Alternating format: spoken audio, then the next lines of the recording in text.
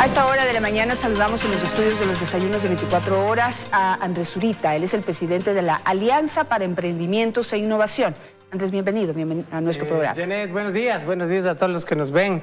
Creo que es un espacio para estar contentos. Hemos mejorado las diferencias competitivas que teníamos con otros ecosistemas, con un marco regulatorio que antes era inexistente, ahora tenemos una base para arrancar. Cuéntanos, por favor, cuáles son las ventajas de este nuevo marco regulatorio, cuáles son las puertas que abre.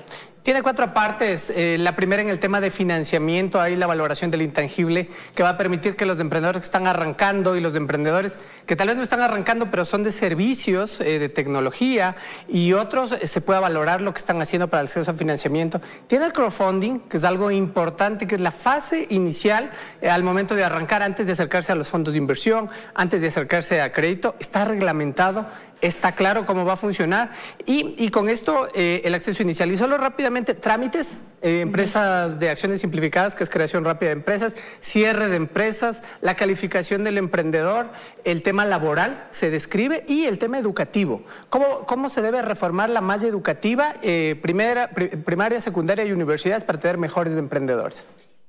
Hablemos, por ejemplo, del crowdfunding, que es, digamos, un punto neurálgico de los emprendedores, porque pues normalmente no se tiene un capital financiero o un músculo financiero para poder arrancar un negocio y sostenerlo los primeros años. ¿En qué consiste el crowdfunding que ahora ya estaría reglamentado? Lo que menciona la ley es cómo se pueden calificar las plataformas para que no exista temas de lavados de activos, temas de estafa, se precautela esto, y es el financiamiento a través de colectivo, a través de la gente, en plataformas que estén en línea, lo que hace que pueda ser masificable. Entonces un emprendedor carga su idea, carga su proyecto, carga sus prototipos y le hace el desafío a la gente. Dice, si yo llego a tal valor voy a arrancar, ¿quieres precomprarme el producto? ¿Quieres ser mi socio en el arranque de este emprendimiento? Y de esta manera lo que vamos a tener es más emprendedores que tengan buenas ideas, que puedan probar su prototipo en el mercado. El resultado y el impacto en el ecosistema va a ser que estos emprendedores, que aproximadamente ahora son el 30% de los ecuatorianos, que al momento de arrancar no tenían los fondos para probarlo y seguir en todo el proceso, ahora sean tangibles, tengan productos más innovadores y cada vez tengamos mejores empresas. Y digamos que son inversiones a riesgo, porque se trata de emprendimientos. Definitivamente. Esto es en otra parte de la ley, tema del reemprendimiento, el cierre de empresas se menciona, porque el emprendedor es alguien que tiene una alta probabilidad de cerrar. Son productos innovadores que no fueron probados antes en el mercado, no existen en el mercado, están abriendo una necesidad en algunos casos o van a exportar a otros mercados. Entonces la probabilidad de riesgo es alta y el que va a financiar a través de crowdfunding o como actualmente funcionan los clubes de inversión ángel o nuestros fondos de inversión, saben que una alta posibilidad de cierre, pero también el retorno, si es que hay un éxito, es importante. ¿Eso también está reglamentado? O sea, si yo invierto en un emprendimiento y este emprendimiento tiene éxito, ¿cuánto o qué porcentaje puedo ganar? No, eso es libre mercado. Es decir, eso es una negociación que tiene entre el inversor y el emprendedor y va a depender de cuánto el emprendimiento pueda crecer. Ahora, tú decías al inicio en la presentación, ¿qué está faltando en cada una de las partes? Y yo creo que eso es algo que se ha quedado pendiente. Yo al inicio decía, nos gustaría que esta ley nos lleve a otro nivel, nos ponga en las mismas condiciones para competir en otros países, pero todavía queda algunos pendientes. Recordemos que está en unos 30 días el Ejecutivo tiene para vetar la ley o allanarse a la ley, pues esperamos que se incluyan algunas mejoras. Por ejemplo, el cómo se define qué es un emprendedor. Creemos que todavía se está limitando mucho, se está quedando con emprendedores muy pequeños. El tema de los incentivos no ha sido incluido. Esta es una ley que viene del legislativo, no podían incluirse, pero esto es algo que hace algunos años ya, un par de años, el ministro Campana incluyó algunos en la Ley de Fomento Productivo 1. En la Ley de Fomento Productivo 2 venían algunos adicionales, lamentablemente en la ley que pasó no se incluyeron. Ese es otro pendiente que tiene la ley. Y luego sí, creo que es importante, como decía, equiparar con lo que pasa en otros países. Te voy a poner un ejemplo. Si ahora un inversionista o un empresario dona a un emprendedor, ese gasto no es deducible. Ese gasto además carga un impuesto a la donación. ¿Pero qué quieres decir dona? Le entrega, le regala. Le cede dinero, o sea, en vez de pagar impuestos, ese dinero lo usa para apoyar un emprendimiento. Es que no paga impuestos. Porque es que lo que quiero decir es, no es en lugar de pagar impuestos, porque le va a donar y encima va a pagar impuestos, ¿ya? Entonces yo, digamos que a un emprendedor le voy a entregar $5,000 para que arranque, es un capital semilla, no es reembolsable, no voy a tener acciones. Esos $5,000 carga el impuesto a las donaciones, pero además no lo puedo deducir de impuestos. Pero si yo, como empresario, prefiero gastar en una valla publicitaria o en algo de promoción, me lo puedo deducir.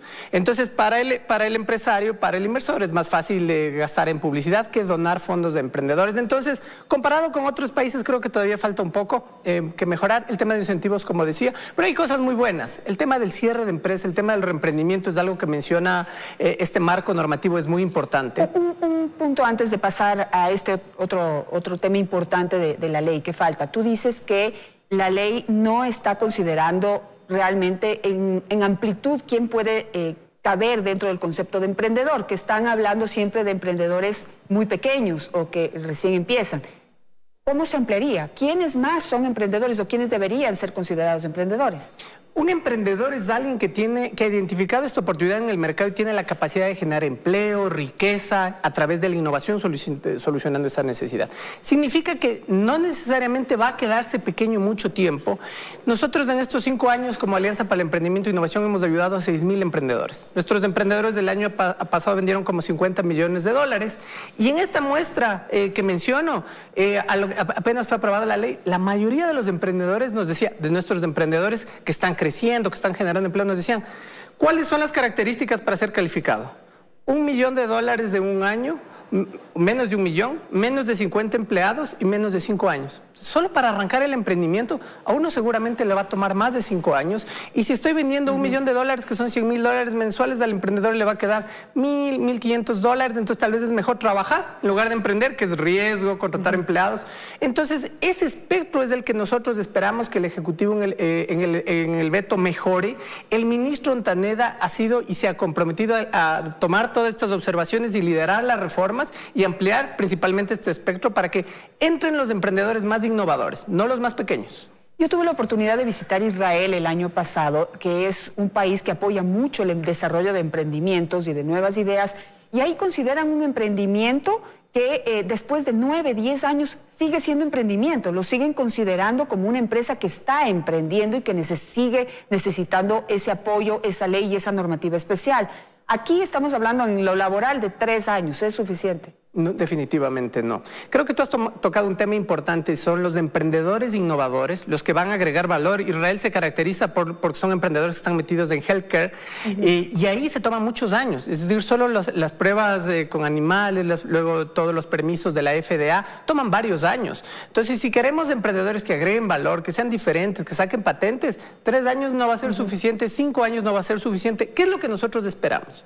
Esperamos que un emprendedor sea el que pueda vender hasta $10 millones, que pueda tener hasta 10 años y el número de empleados 50 puede ser que esté bien, porque ahora con la tecnología, con todas las automatizaciones, tal vez ese no sea el limitante. Los emprendedores innovadores, los emprendedores que agregan valor, les toma un poquito más de tiempo, necesitan más inversión y venden más. Pero al final eso es lo que queremos. No queremos miles de emprendedores pequeñitos que sean autoempleados, que se pongan negocios muy pequeñitos. Queremos los que generen empleo, generen riqueza.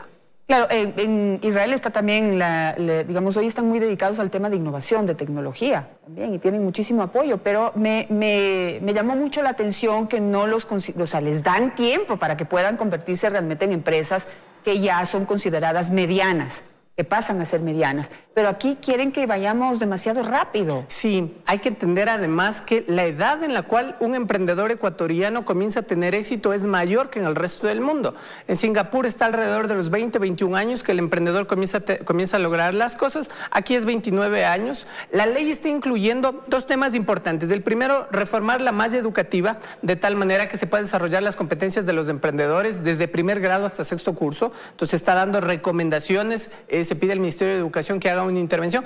Y lo segundo, que creo que lo más importante es, las universidades ecuatorianas, salvo algunas excepciones, no tienen incubadoras, no tienen espacios para que esos emprendedores que están estudiando sus carreras técnicas o negocios puedan arrancar. Pues ahora la ley sí determina que en la acreditación, en la calificación y en el acompañamiento, el SEACES y el CENESID puedan incluir criterios que premien, que permitan que las universidades tengan estos espacios. ¿Qué vamos a lograr con eso? Tener mejores emprendedores, lo que tú decías, que sean más innovadores, que arranquen temprano. El tiempo no se va a reducir. Nosotros creemos que entre 4, 5, 6 años comienza a tener logros del emprendedor. Entonces tenemos que estar juntos, el público, el privado, la academia, con este marco que están haciendo, este marco regulatorio, tenemos que estar juntos. Como decía, vienen 30 días del veto del Ejecutivo, en lo cual esperamos haya estas mejoras, pero luego vienen los reglamentos, Janet, y ahí creo que es un espacio que el ministro Ontaneda se ha comprometido en liderar, en el que juntos los actores que trabajamos en el emprendimiento, los retail, los abogados, los que financian, los puntos de incubación, construyamos el mejor reglamento para que esto sea fácil. Tenemos ya en el pasado algunas experiencias de normativas que van o se suponían incentivar el fomento productivo, pero sin reglamentos claros y aplicables y asequibles, no han funcionado. Entonces esperamos que en algunos casos la ley ha dado 90 días, 120 días para la generación de los reglamentos, podamos tener este trabajo conjunto liderado por el ministro y tenga resultados. En el tema de capital o préstamos, ¿cómo ves? ¿Qué facilidades presenta la ley? Y de ahí la realidad. Digamos, dinero existe. Vimos unas utilidades interesantes, importantes que han tenido los bancos y que tienen que ser reinvertidas. O sea, esa es la función de un banco y reinvierte en muchísimas cosas. No es que se guardan al bolsillo todo ese dinero, pero necesitamos que se le pueda prestar dinero al emprendedor. Y tú dices que un promedio de mínimo 5 años es el que necesita un emprendedor para poder realmente empezar a generar sus propios ingresos ya interesantes con utilidades interesantes. Es decir, necesitamos 5 años de apoyo de parte de una entidad bancaria que esté apoyando ese emprendimiento o de inversionistas o lo que sea. ¿Cómo ves esa parte? Porque pues conseguir préstamos aquí en este país es bien complicado. El ecosistema de financiamiento en el Ecuador ha ido evolucionando en estos últimos años. Si nosotros regresamos a ver hace 5 años, no existían fondos de inversión, no existían fondos de capital de riesgo, no existían clubes de inversión ángel. Ahora el ecosistema tiene 41 millones de dólares disponibles, es una cifra, debería estar en 240 millones, todavía hay bastante que trabajar en esto. Pero lo que hace este sistema es, le permite y le habilita al emprendedor llegar al crédito. El inicio del emprendedor, lo primero que tiene que pensar no es el crédito, sino son lo que tú mencionabas, los inversionistas, los amigos, el crowdfunding, porque al inicio lo que tenemos son ideas que tienen que ser probadas. El capital de riesgo, que son fondos no reembolsables, que viene también, el capital semilla que viene del gobierno. En esas fases iniciales, en esos 4 años iniciales, tiene que aparecer el crowdfunding, los clubes de ángeles, y luego se habilita el financiamiento. Y en el financiamiento sí hay 2 vías. El primero, los créditos, y se menciona en la ley, se pide a los entes reguladores que den claridad a los bancos cómo hacerlo. Actualmente hay ya algunos bancos que están trabajando en esto, los 3 bancos que están trabajando en esto, que son crédito para emprendedores nacientes, crédito para la exportación y crédito para la innovación, que son parte de la ley, ya tienen líneas de financiamiento para los emprendedores, pero ha sido, no sé si la palabra es nadar contra corriente, pero sí arreglarse con un sistema que no daba las facilidades a los bancos para hacerlo. Ahora la ley lo que dice es reglamentése, créese condiciones para que los bancos lo puedan hacer, pero sin dejar la claridad de el crédito no es cuando el emprendedor tiene una idea. El crédito es cuando el emprendedor ya la ha aprobado y para eso el crowdfunding esperamos que sea un buen mecanismo. Ahora, ¿cuánta gente en el país está interesada y cree en el crowdfunding? Porque, pues, digamos, no tenemos, como en otros países, un número de personas que tiene dinero disponible para invertir, digamos, no están a disposición. Pienso yo, ¿qué nos dices tú de la experiencia de la organización que tú diriges? ¿Existe el número interesante de personas que pueden tener el dinero para ponerlo a riesgo? Hay 3 tipos de financiamiento en el crowdfunding y creo que el que más va a funcionar, existen ya plataformas que ante este espacio gris que dejaba la legislación comenzaron a operar, que son plataformas de emprendedores para emprendedores. La demanda existe, el mecanismo que se está usando es la precompra de producto. Entonces, para ponerte una idea, si el día, en las próximas semanas tú dices, tal vez me animaría a dar una de charlas de motivación que tú das en el Oriente para emprendedores, pero no estoy seguro que voy a ir, no estoy muy segura que vaya a hacer la charla. Voy a prevender. Si es que llego a vender 3,000 entradas, organizo y monto toda la charla. Eso es lo que permite el crowdfunding, es preventa de productos. Luego sí, el tema de acciones, que es bien importante, porque no se necesita grandes cantidades en el tema de crowdfunding. Es al revés. En lugar de que sean pocos inversionistas con grandes cantidades de capital, son muchos con poco capital. Son $50, $100, $500. Entonces, considerando que somos un país que es uno de los más emprendedores de la región, que todos queremos hacer algo y que no se necesita altas cantidades para invertir, entendemos que va a funcionar, también considerando lo que ha pasado con las plataformas. Si logramos que estos mecanismos iniciales le den los fondos al emprendedor para que arranquen, las siguientes fases van a comenzar a recibir esos emprendedores y se va a detonar más inversión.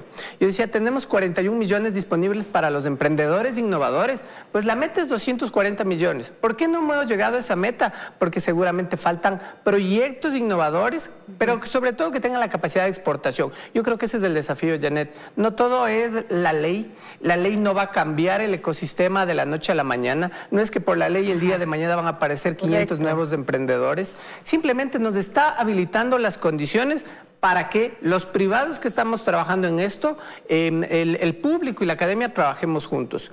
Y hay un tema que es el Consejo Nacional de Emprendimiento e Innovación, que es fundamental. Actualmente todos los ministerios tienen algún área de apoyo para el emprendimiento, todos. Pero el desafío es cómo trabajan articulados. En ese trabajo articulado, cómo se generan sinergias para generar mayor impacto, y lo segundo, cómo hay políticas a mediano plazo. Y el Consejo Nacional de Emprendimiento, como lo determina esta ley, va a ser eso, va a ser un espacio que no va a generar más burocracia, porque es un espacio de reunión y de coordinación con una secretaría técnica que va a ser designada por la Presidencia de la República. Entendemos que va a ser al Ministerio de Industrias, es decir, no va a haber nuevos funcionarios. En ese espacio de coordinación se generan sinergias, se generan políticas conjuntas. Y lo segundo que vemos importante es el privado está en este consejo. No va a ser un consejo teórico, no va a ser un consejo en el que se haga todo desde el papel, sino el privado con experiencia, emprendiendo, las cámaras de la producción van a estar presentes, que lo que va a permitir esto es sostenibilidad en el tiempo.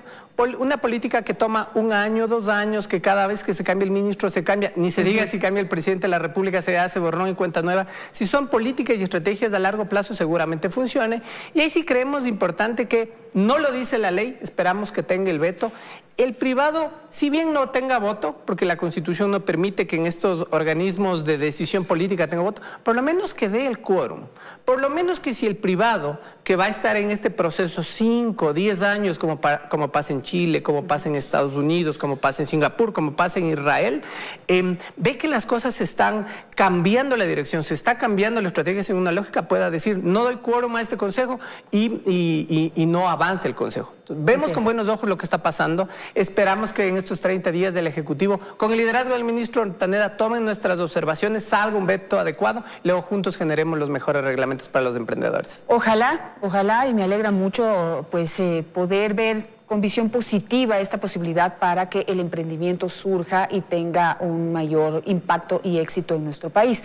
Quisiera destacar algo que dijiste, porque yo estoy muy preocupada de que, o muy interesada en trabajar en la mente de los ecuatorianos. Tenemos que trabajar en la mente. Y tú dijiste algo muy importante y con eso quiero cerrar con tu comentario. Dijiste, no es suficiente una ley, no es suficiente solamente tener un marco legal, eso no explota y produce trabajo.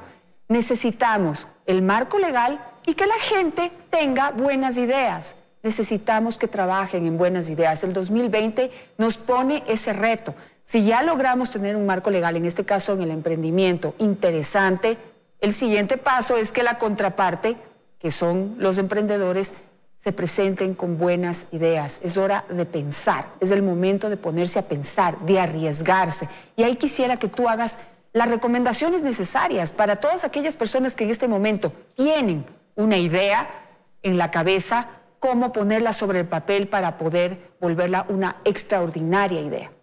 Todo este trabajo que tú y otros actores del ecosistema hacen, que es del desarrollo de las competencias del emprendedor. La reducción de aversión al riesgo son muy importantes porque somos uno de los países que tiene la más alta aversión al riesgo en la región. El índice Hofstede, que mide la aversión al riesgo, dice que es algo que tenemos que trabajar. Cambiando esa mentalidad, el emprendedor lo que necesita es primero identificar una oportunidad. Las oportunidades son las que permiten que el emprendedor tenga éxito o no. Si ustedes, emprendedores que nos están viendo el día de mañana, comienzan a producir productos o servicios parecidos a algo que ya existe en el mercado, lo que estamos haciendo es dividiendo la capacidad de compra que existía. Hay que identificar esos nichos. Lo segundo es hay que ver qué está haciendo el mundo. Nuestra economía es pequeña. Este año vamos a crecer muy poco. Hay países que están creciendo mucho más. Lo segundo, veamos otros países. Y lo tercero es, existe una red. Somos 150 aliados, el 12% del PIB, todos los ministerios de la producción, todas las universidades más importantes de cada ciudad, que estamos para ayudarles. Tenemos incubadoras, aceleradoras, pero lo más importante, en nuestra página web presentamos las oportunidades de mercado. Nos hemos dado el trabajo de preguntarles a las grandes empresas del país qué están comprando en productos y servicios que les puede guiar. Entonces, apóyense de la red, apóyense del marco regulatorio que va a salir y generemos productos innovadores con alta capacidad de crecimiento que generen riqueza y empleo para todos. Simplemente destaco, no repetir las ideas. Y esto, mensaje especial para las mujeres emprendedoras. No sé cuál es la experiencia de la organización que tú diriges, pero yo en toda esta gira que he hecho de conferencia para mujeres, hay gran cantidad de mujeres en el país con ganas de organizarse, con toda la valentía y la fuerza para hacerlo, pero que les faltan mejores ideas, necesitan una mejor guía. He ido a las ferias, por ejemplo, de mujeres, en donde se genera un comercio interesante, pero donde yo veo, si a una le va bien vendiendo aretes, 10 más venden aretes, otras 10 venden pasteles, otras 20 venden mermeladas, y así lo que están haciendo es dividir el mercado. Necesitan asesoría y necesitan generar nuevas ideas. Si ya una produce aretes, la otra no lo puede hacer. Tienen que ponerse a pensar, generar nuevas cosas. ¿Cuál es la dirección de la página web en donde se puede consultar qué tipo de ayuda e información se les da a los emprendedores? Emprendedores, visítennos en www.ai.es. Tenemos perches en supermercados, perches en aeropuertos, mentores, financiamiento, abogados, incubadoras, aceleradoras. Tenemos un ecosistema que creo que podemos ayudarles para arrancar. Somos uno de los países más emprendedores del mundo. Lo que nos falta es ponernos un poquito más de acuerdo, identificar las oportunidades y con este trabajo conjunto generar empleo y riqueza para todos. Perfecto. Gracias, Andrés, por estar esta mañana con nosotros.